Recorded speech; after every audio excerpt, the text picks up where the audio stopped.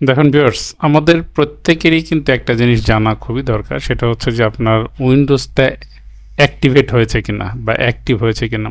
তো এখন আমি আমার সিস্টেমে দেখাচ্ছি যে সিস্টেমটা, সেটা হচ্ছে উইন্ডোজ 11-এ কীভাবে দেখবেন যে আপনার উইন্ডোজটা অ্যাক্টিভেট হয়েছে। তো ডেস্কটপ থেকে মাউসের ডান বাটন আমরা ক্লিক করব, এরপরে পার্সোনালাইজ নিচের থেকে গিয়ে যে পার্সোনালাইজ এই লিঙ্কটাতে ক্লিক করব। এরপরে আমরা যে পৃষ্ঠাটাতে আমাদেরকে দিয়ে যাওয়া হলো, সেখান থেকে দেখেন বাম পাশে ওপরে এই যে সিস্টেম, এই লেখাটাতে আমরা ক্লিক করব। ক্লিক করার পরে এই সিস্টেমের নিচের দিকে আমরা নামতে থাকবো এবং এখানে দেখেন অ্যাক্টিভেশন বলে একটা লিঙ্ক রয়েছে, অ্যাক্টিভেশন স্টেট সাবস্ক্রিপশন প্রোডাক্ট কি। এখানে এই অ্যারো চিহ্নটাতে ক্লিক করলে দেখেন অ্যাক্টিভেশন স্টেট কি বলা হচ্ছে, অ্যাক্টিভ। দ্যাট মিন্স এই উইন্ডোজ 11 প্রো এই ভার্সনটা কিন্তু অ্যাক্টিভ রয়েছে।